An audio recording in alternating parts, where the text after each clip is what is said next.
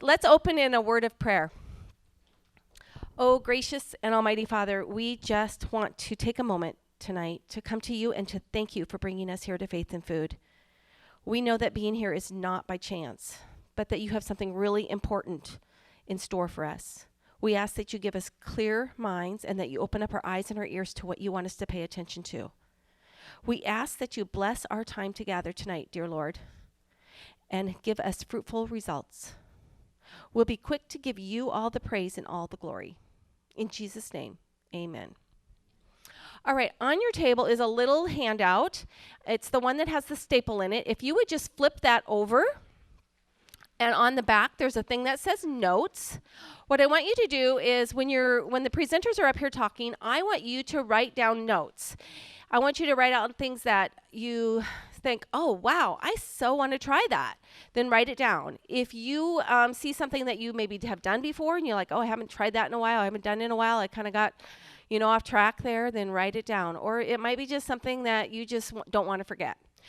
So write it down, and at the end, we are going to come back to that list and we're going to do something fun. So without further ado, Dee, up first. Hello, ladies. How are you tonight? Good to see you all. I need to be able to see you all.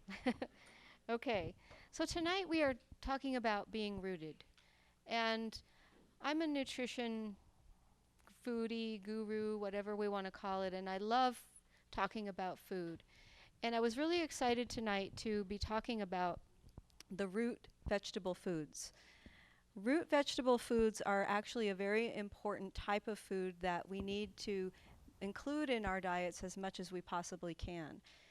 The root of a vegetable, and by the way, I'm going to hold up some roots here tonight. So many of you probably recognize the beetroot. If you've ever seen that expressed as beetroot, it's just referring to the actual beet. But then you see all these big greens on top. So when this grows underneath the ground, what's happening is the sunlight is acting on the leaves and the stems here. And what's happening is, and the moisture in the ground, and what's happening is there's a specific type of energy that is coming down through the stems from the leaves into the root of the plant. And that root of the plant has a particular type of what we call grounding nutrients or grounding energy in them, not unlike the type of grounding love energy that we receive from God and Jesus. So I always say that God's love is in the food, and if I were to get really, really into it, I would say that God's love is in the root. And this is really where we can be rooted in our nutrition. We can look at how we can use root vegetables to help balance our lives and ground us.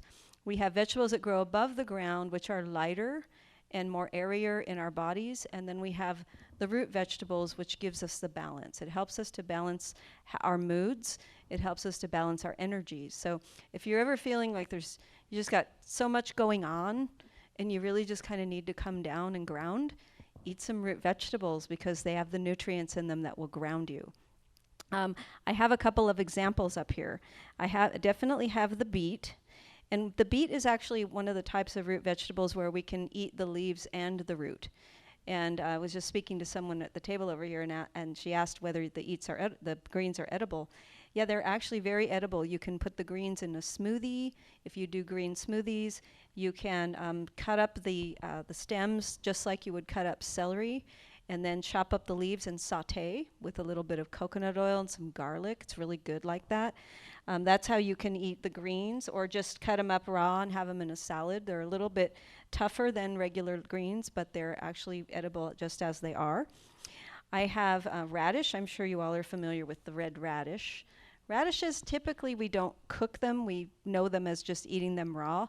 But they can be cooked a little bit. You can roast some radishes, and they have a little bit of a peppery taste to them. And those radish greens can also be consumed as well. You can chop those up and saute or put them in a salad or even in a smoothie. You'll just have to know that those have a little bit of a pepperiness to them as well, just like the radish itself. I also have, this is called a parsnip, and the parsnip is from the carrot family. As you can kind of see, it's got a carrot shape to it, but they're much more tougher in their texture. and they're crunchier. So eating it raw sometimes is a little difficult. We tend to like to cut these up and roast them. And they're really wonderful as a roasted vegetable. And when you roast root vegetables, their natural starches and sugars will caramelize in the roasting process, and it brings out a sweetness to them that is really wonderful to have. I also have let me just bring this out. This is a turnip. And it doesn't have the greens on it, but it looks kind of like a larger beet. And as they grow under the ground, they have greens that sprout up out of them. And the turnip is oftentimes also cut up and roasted. So you can use a turnip as a roasted vegetable. The next one up that I have is a rutabaga. And rutabagas are interesting. They're actually from the same family as like broccoli and cabbage. So they have similar health benefits to those, which broccoli and cabbage and rutabagas have the health benefits of being cancer fighters. So they also boost up your immune system. So the rutabaga is another one, and it's kind of creamy like a potato. So sometimes if you bake it, or if you want to steam it or boil it, you can actually mash it up just like you would do a potato. So it kind of has a similar type of property to it. Or you could blend it with some potatoes, and that way you get some of the rutabaga and some of the potato, which is really nice. And then I know Kim later is going to talk about the celery root, but I brought one too. This is just to show you. It's called a celery root, and most of us don't even know about the root of celery, but as you can see, the stalks of celery come up out. They usually, when they're going to harvest a root of a celery to use as like a root vegetable, they tend to not allow the celery stalks to get too big before they harvest it out. But I mean, you know what celery stalks look like, but this is what it looks like under the ground. And this root is actually kind of nice and starchy, and also can be cooked like potatoes and blended up and make like kind of like a mashed potato out of it. It's sort of like a less starchy type of root vegetable, so that's good. And then I also wanted to mention the yam and the sweet potato. So I think that a lot of people don't realize that what we think of as a yam, and I brought one of these, this is called a red garnet yam. And if you go into the grocery store, typically it'll say it's a yam. But actually, a real true yam is something you've probably never ever seen. It actually originates from the Caribbean, and it actually looks more like one of these, only a lighter in color, and it's white inside, and it's a little bit less sweet. So a true yam is not really what we do. And in fact, this, which we call a yam, is actually a variety of a sweet potato. So it actually really is a sweet potato. And the reason why it got its name yam was because it was originally growing in Africa, where the name of it was Nyami, Nyami. And so when they first brought these to the United States, they kind of had to distinguish them from the other sweet potatoes that were already here. And so they decided, well, we'll just call it a yam. And even though it's really actually just a variety of a sweet potato. So we typically call these red garnet. This one is called a sweet, it's actually called a golden sweet potato, this one. And then this one is just the typical orange sweet potato. So this one will have a nice orange color inside of it. As you know, the yam/sweet potato is very dark orange inside. And then these tend to be a lighter color inside, almost yellowish. And all of them taste wonderful. They have nice, wonderful health benefits. They're all very high in what we call beta carotene. And by the way, there's one other sweet potato that I didn't get my hands on today, but it's a purple one. They actually have purple sweet potatoes as well. And those actually it's kind of interesting, they don't have necessarily any more minerals or vitamins than the other sweet potatoes, but what they have more of is something called an anthocyanin, which is what gives it its purple color. And that anthocyanin is an antioxidant. And so it literally has 3 times higher antioxidant, the purple ones do, than the other ones. Although the yellow sweet potatoes and the orange ones have pretty high antioxidants also. So these are all some of the really nice root vegetables that we can include in our diets to help us be grounded, to help us be balanced, and also to help improve our health. One of the nice things about root vegetables is a lot of people tend to steer clear because they feel like, well, they're full of starch and They're going to help, raise up our blood sugars and make us gain weight. But actually, a lot of these root vegetables are loaded with fiber as well. And that fiber helps to regulate how quickly the sugar goes into our bloodstream. And so when you eat them in the whole form as much as possible, like a lot of times I actually like to leave the skins on the sweet potatoes and eat the skins. And this goes for regular other types of potatoes as well. If you leave the skin on, you have a much better nutritious food than rather just eating the inside. I leave skins on the beets as well, and on the turnips and the rutabagas, the skins are pretty rough looking, as you can see. So sometimes I do peel those, but I try to peel them very, very close so that I'm still getting the inside part of the skin to where it actually helps to leave some of those antioxidants in there. One of the things about any type of a peel on any vegetable that you eat, most of the antioxidants are in that part of the vegetable, because that's the protection for the vegetable, is their antioxidants, and it's always in the outer part of a fruit and a vegetable. So I believe I am finished with my presentation tonight. I want to encourage you to get your roots and know your roots.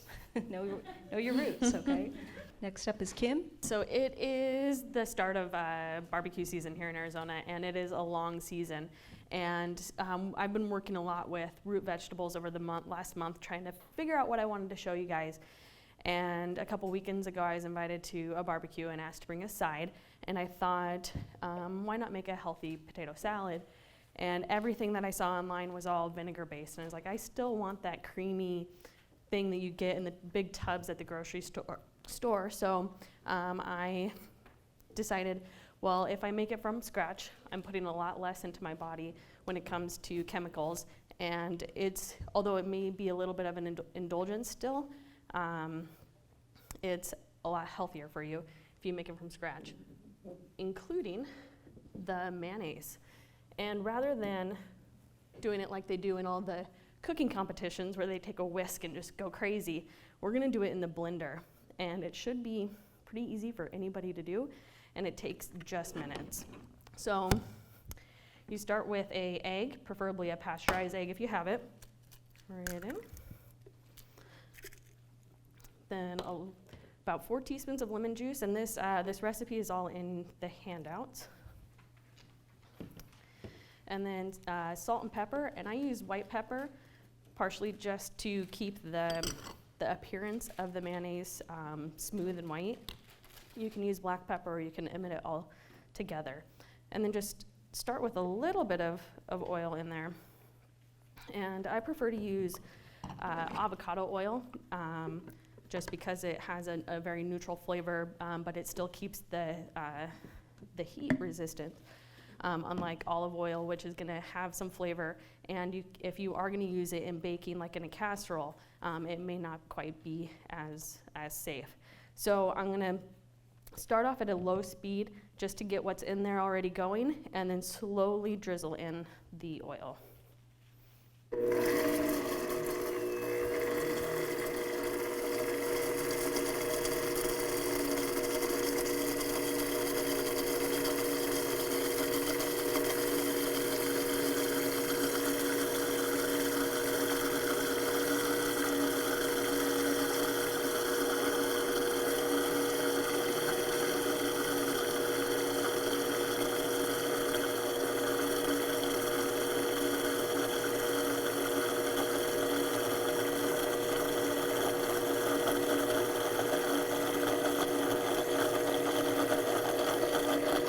You can almost hear that it's done. And there you have it. What you guys were seeing at the beginning is a homemade mayonnaise, and that's what it looks like in the blender. So let's see here. Make sure we got everything in view. So then comes the base of the potato salad. So just start. We have half a cup of mayonnaise here. To that, I'm going to add some chopped pickles as well as some pickle juice. If you wanted to, you could probably use some relish, but I prefer to stick to a pickle. It has a better flavor. Then some finely diced celery, and I like to keep it at a smaller dice so that when you are, when it's on the potato, it actually sticks to the potato rather than having to take extra bites of the celery. That way you're getting all of the flavors in one single bite. Then some yellow mustard to give it that color that we're used to. Some Dijon mustard, and you can use whatever combination that you want, but the Dijon just adds a deeper flavor profile. You could use a spicy brown if you want to. And then mix all that up. Oh, there was more vinegar in here than there is now, but we had a little bit of a spill. So mix all that up. And the next thing that I'm going to add is just I'm going to gently add in some shredded egg, some hard-boiled egg. And if you want extra texture to your potato salad, you could mash in the egg yolks into this mixture and then roughly chop up the egg whites, and it'll add a little bit of a different texture. So it depends on what you want and what you're looking for. Then, as Dee mentioned, I do have celery root here, and it is actually within the potatoes. It's a combination of a red waxy potato, and we're using red waxy because when you cook it, it stays together, and it's creamy, whereas a russet or all-purpose might get a little bit dry, and you're going to want to put a lot more of the dressing on. This helps keep it creamy. Tonight, as a little taste test, you guys will be able to taste this potato salad, but Kim, who was here last week, she's over there, she also helped us roast some potatoes, one of each category. In your handouts, you have a little section that kind of describes the 3 different categories of potatoes, and hopefully you'll be able to taste each one of those potatoes and notice the difference in texture and flavor when they've all been cooked in the same way. That way, when you have a recipe, you kind of understand, if it doesn't say what type of potato to use, that between the knowledge of you tasting it as well as the information that's on your handouts, you can then pick which potato you should use. The celery root, as Dee mentioned, when you prepare it, you just want to take a knife rather than a vegetable peeler and kind of cut away the outside. You're going to want to clean it. It's pretty dirty, and it's got lots of crevices in it. So clean it, peel it, and then probably clean it again. And what I do is I cook the potatoes and the celery root and the eggs actually all together in the same pot. And the best way to make sure that it's cooking at the same rate is to cut the celery root up into about the same size of your potatoes. So if I've found that after a couple of tests, is that usually just about quartering a celery root will be about the same size and cook it at the same amount of time as a medium red potato. So then just simply add in the dressing that we've made. And prior to this, you could mix in the herbs and the green onion, but I like to top it for presentation. That way it just looks a little bit prettier and fancier. And just kind of softly do it until it's all coated. What's great about this is that you can cook the eggs, the potatoes, the celery root, and store all that in your fridge until you're ready to make it. And then this will actually sit for a good 4 days in your fridge as well. So if you have a potluck on the weekend, you can easily make this in advance. And then just sprinkle the green stuff on top. And you can do like you do with deviled eggs too and add a little bit of paprika for some color. And you have a beautiful homemade potato salad. We are at the end of the meeting, we are going to have samples outside for you guys all, so please come back, and I'll be back there to answer any questions as well as give you guys the food. Thank you.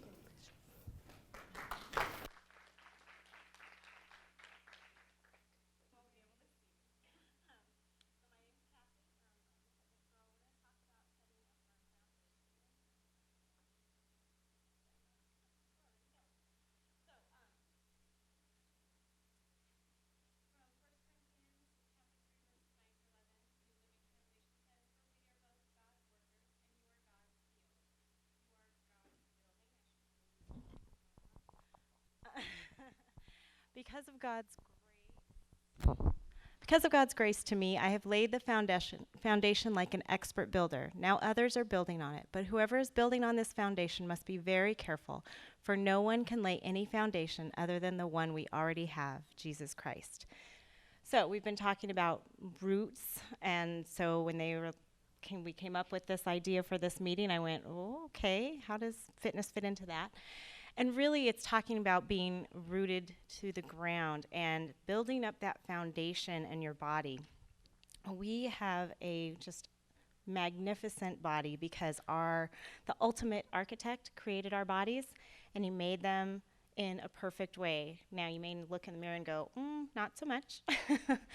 But they are incredibly designed. And so we're going to talk about how we need to align our bodies, because we're human and we live in a fallen world. There's a lot of dysfunction around us, a lot of dysfunction in our own bodies.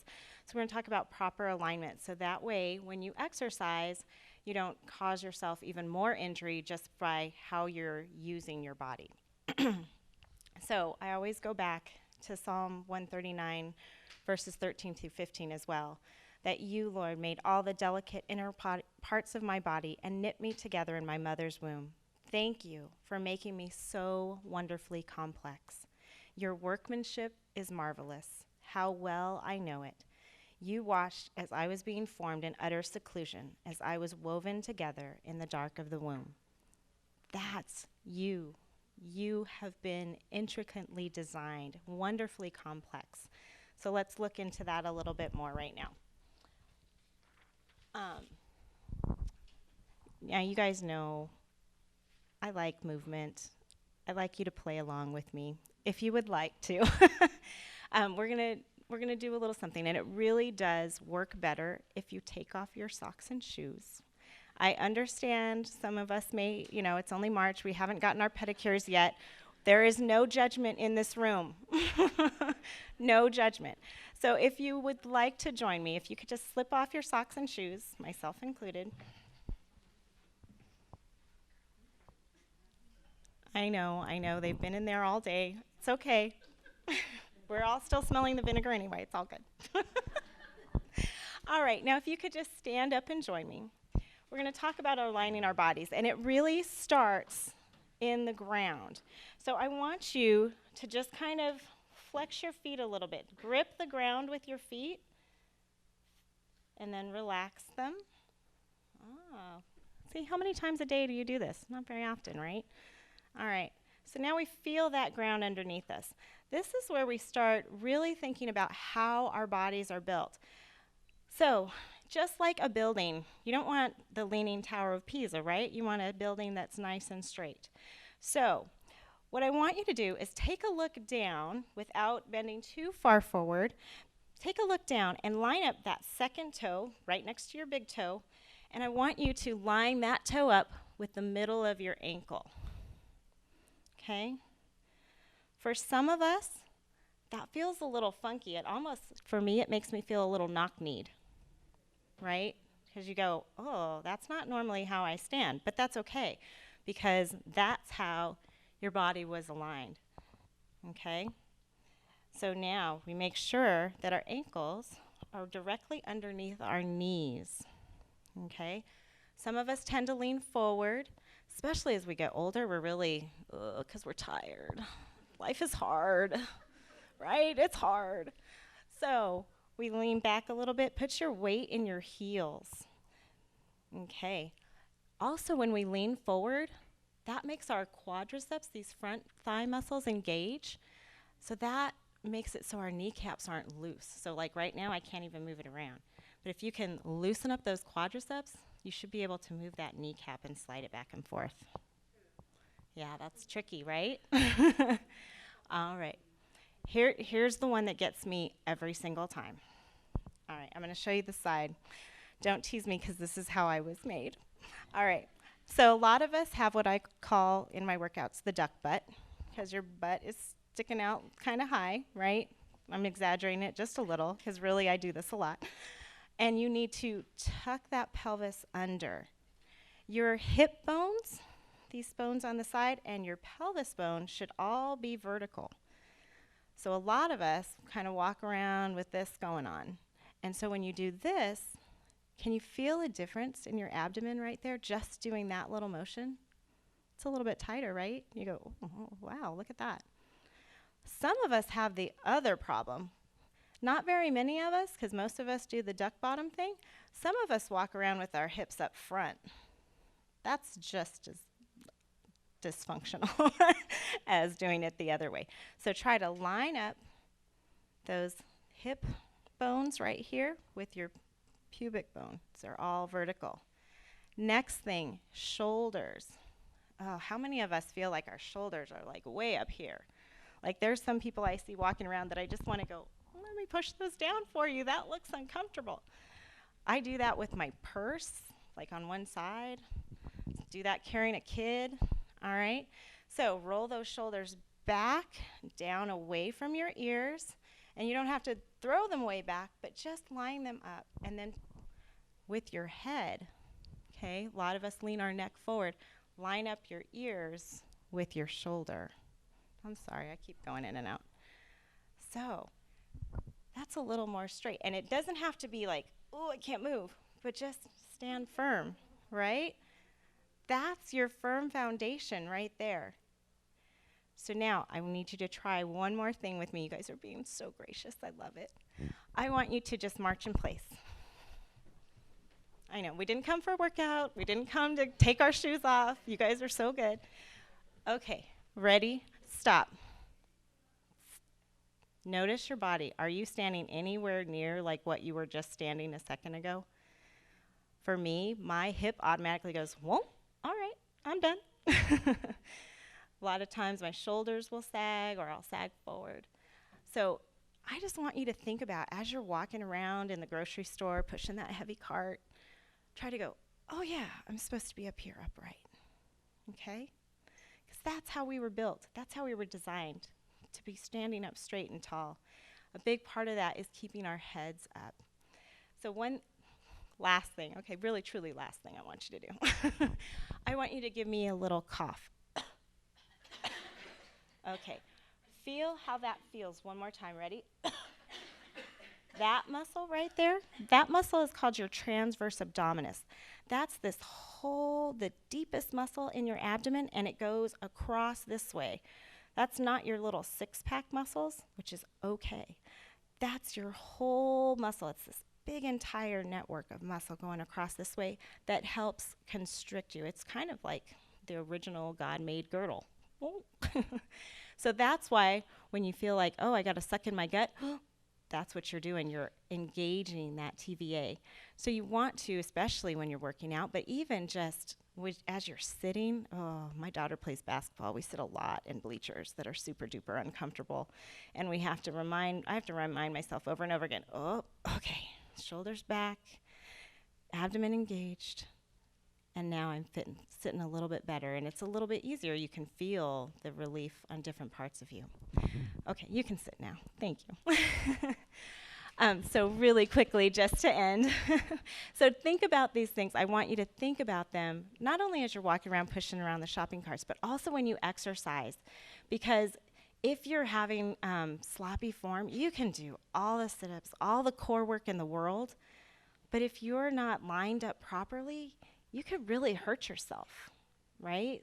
Like if I'm doing a plank of some sort, which my ladies in my class, we do a lot of planks. If I'm doing a plank of some sort, but I'm doing it so that my head is way tucked under, then my abdomen isn't as gauged as it should be or as it can be. So try to think about those things. Keep yourself lifted straight up. When you're doing a squat, you want to make sure that you're as straight up and down as possible because obviously you're moving other body parts around, right? But you want to keep your chest up and lifted. All right? So that's how we stay rooted in fitness. We can put our socks and shoes back on. Thank you for playing along. And next up we have Shawna. So, we're going to start with Jeremiah 17, 7 through 8. And it says that blessed is the man who trusts in the Lord, and whose trust is the Lord. For he will be like a tree planted by the water that extends its roots by a stream, and will not fear when the heat comes, but its leaves will be green, and it will and will not be anxious in the year of drought, nor cease to yield fruit. It is so important that we stay rooted in the word so that we continue to be fruitful. It is our nourishment. That is our daily bread. It is so vital for us. Jesus taught us this in this parable of the sower.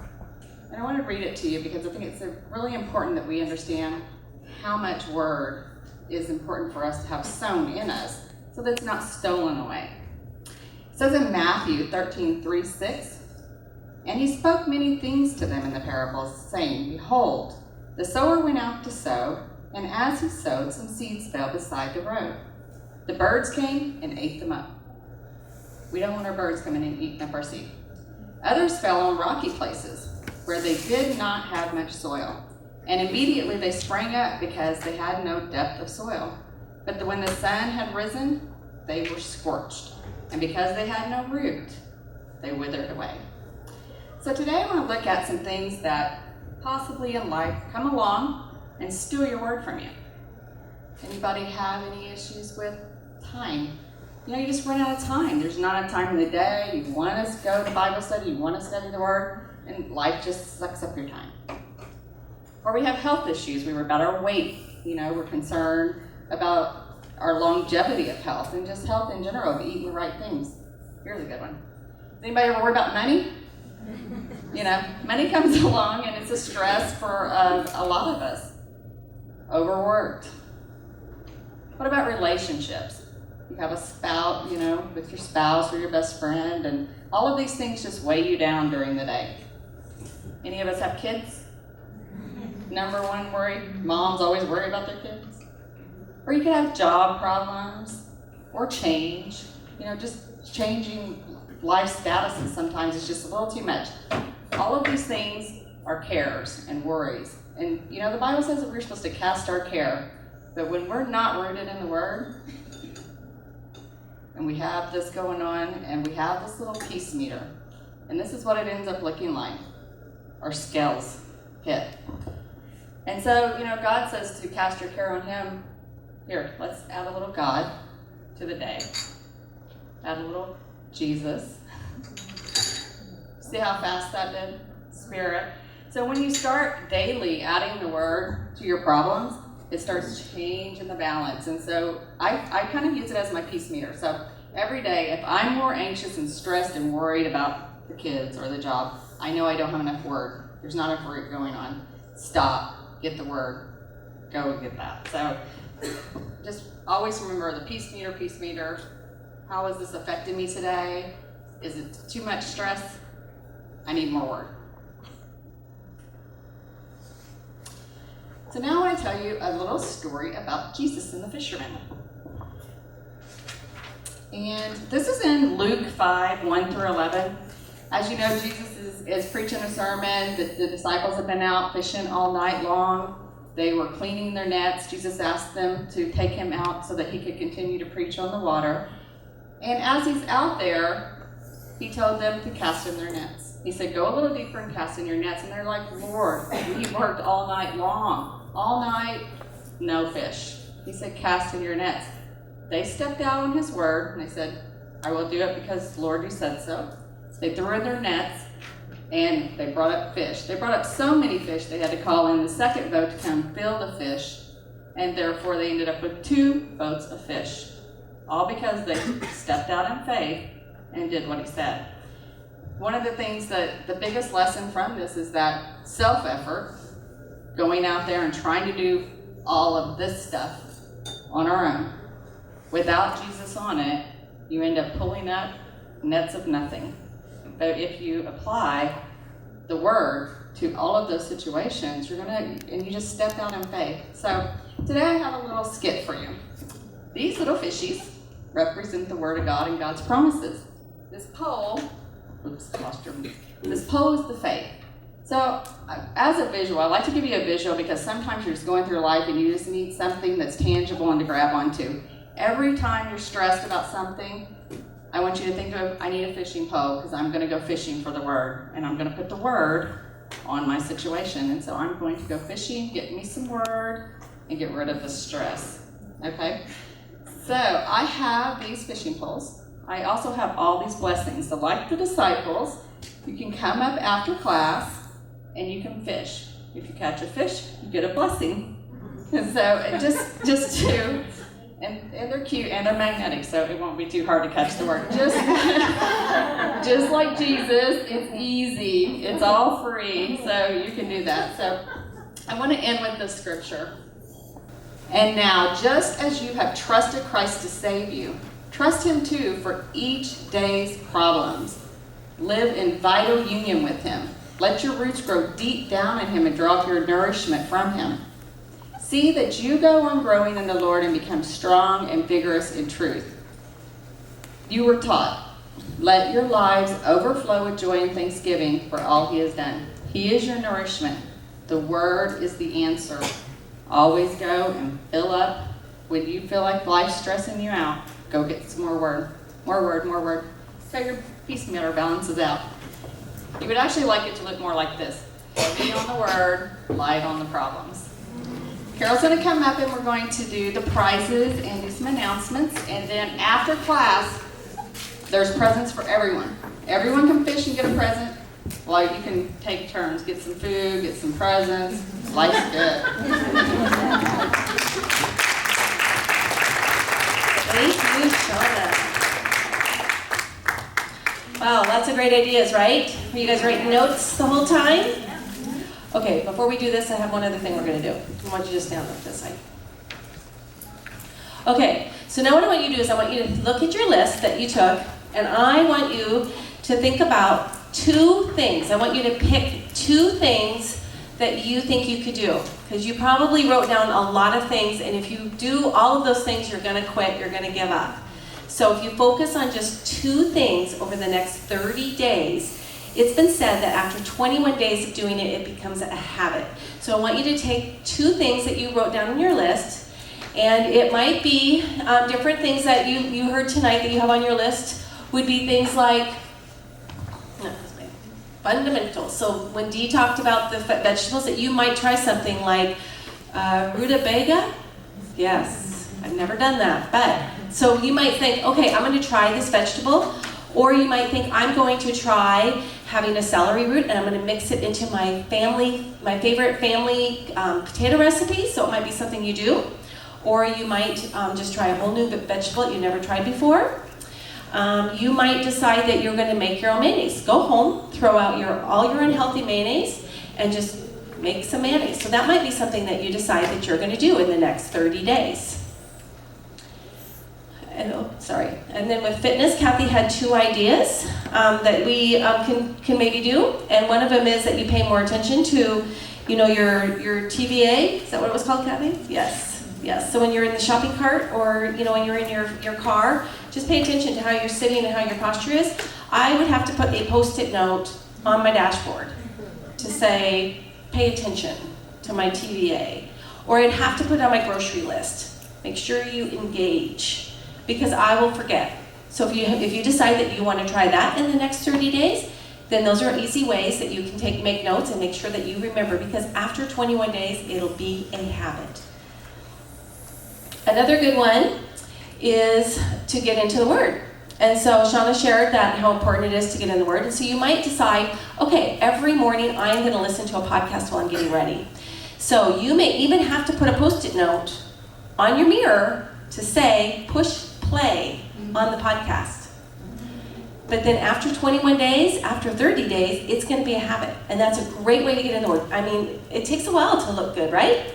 Like, we spend a lot of time in front of the mirror in the morning, and you can get an exterior speaker, turn it up, do it in the shower, do it while you're cooking, all those things. Those are just really great ways to get into the Word. So what we're going to do, because it's so hard, I mean, changes are hard, right? Because it's so hard to do it, we are going to have a challenge. And we are going to challenge you to pick these 2 things on your list, and for the next 30 days, implement them into your lifestyle. We're going to do a contest on the Facebook group. So if you're not on the Facebook group, you'll want to look on your handout, or at the end of the slide, there's a link. And what we're going to do is when you post what you're doing, so let's say you've decided I'm going to try celery root in my mashed potatoes. So you make it that night, you take a picture. It does not have to be glamorous. This is not Pinterest. It is Faith and Food support group. And so what you want to do is you want to just go ahead and you want to just post it in there and say, look what I did tonight. Look what I did for dinner. You know, or let's say you take a picture of your Post-it note on your dashboard and you're like, I have my DDA figured out. I don't know what you do with it, but I'll figure it out. I think that might be mine, right? Okay, so then what we want you to do is we want you to post, and we're going to give points when you post. And if you post a picture, you get extra points. And at the end of the month, we will announce a winner at the next Faith and Food. If you are not on Facebook and you want to do it with us, then you can go ahead and send it to an email, which is also, I believe, on the handout. If not, I think it's at the end. All right, the next Faith and Food is spring cleaning. Yay! Who doesn't like to spring clean? Okay, so we're going to be talking about detoxing the mind and the body. So write this down, April 11th, 6:30. So it's every second Monday night right here in this room.